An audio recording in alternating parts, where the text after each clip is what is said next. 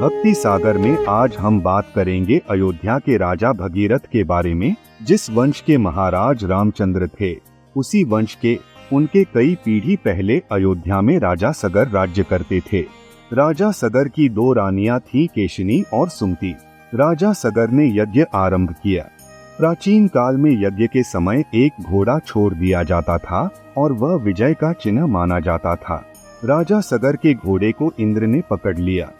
जब बहुत खोजने पर भी घोड़ा न मिला, तब राजा सगर ने अपने पुत्रों से घोड़ा खोजकर लाने के लिए कहा। राजा के पुत्र यज्ञ का घोड़ा ढूंढने के लिए घर से निकले। देश विदेश उन्होंने खोज डाला, किंतु घोड़े का कहीं पता न चला। तब उन्होंने पृथ्वी खोदना आरंभ किया। एक एक भाई धरती खोद खोद कर ढूंढने लगा। इस ढूंढाई में अनेक जीव जंतुओं की हत्या होने लगी। इससे लोग बहुत दुखी हुए। लोगों ने सगर के पुत्रों से अनुनय विनय भी की, परंतु उन्हें तो पिता के यज्ञ को पूर्ण करना था। उन्होंने किसी की बात पर ध्यान नहीं दिया और धरती खोदते चले गए।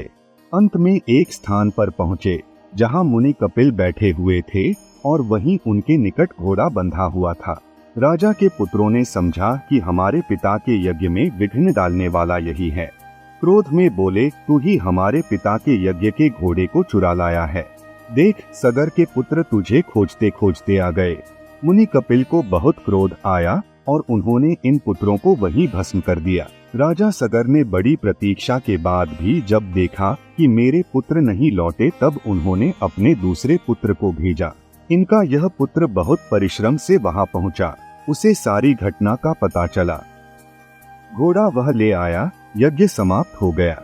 भस्म हुए पुरखों को तारने के लिए गंगा की आवश्यकता थी। गंगा को लाए कौन? सगर के पश्चात उनके वंश में अनेक लोगों ने बड़ी तपस्या की, किंतु कोई गंगा की धारा लाने में समर्थ नहीं हुआ। अंत में सगर के प्रपौत्र भगीरथ ने प्रतिज्ञा की कि मैं गंगा की धारा बहाकर लाऊंगा।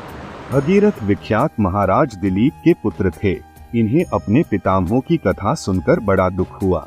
उन्हें इस बात दुख था कि मेरे पितामह यह कार्य न कर सके। उनके कोई संतान न थी और वह सारा राजकार्य मंत्रियों को सौंपकर तप करने चले गए। उन्होंने अपने लाभ के लिए अथवा अपने हित के लिए तप नहीं किया। उनकी एकमात्र अभिलाषा यही थी कि गंगा की धारा लाकर अपने पितामहों की राख अर्पित कर दूं। भगीरथ गोकर्ण तीर्थ में जाकर घोर तपस्या करने लगे।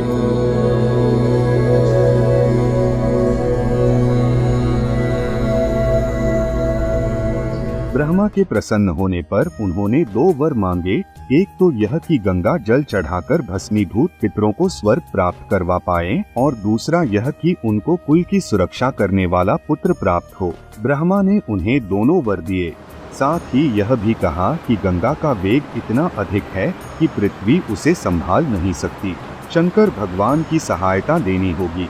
ब्रह्मा के देवताओं सहित चले जाने के उपरांत भगीरथ ने पैर के अंगूठों पर खड़े होकर 1 वर्ष तक तपस्या की। शंकर ने प्रसन्न होकर गंगा को अपने मस्तक पर धारण किया। गंगा को अपने वेग पर अभिमान था। उन्होंने सोचा था कि उनके वेग से शिव पाताल में पहुंच जाएंगे।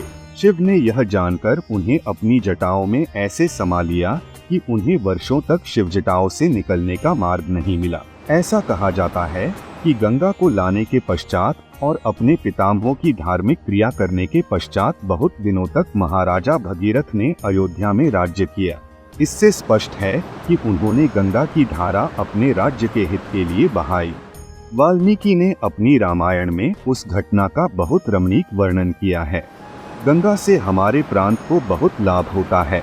जिस महापुरुष ने ऐसी सरिता का दान हमें दिया, उसके कृतज्ञ हम क्यों न हो।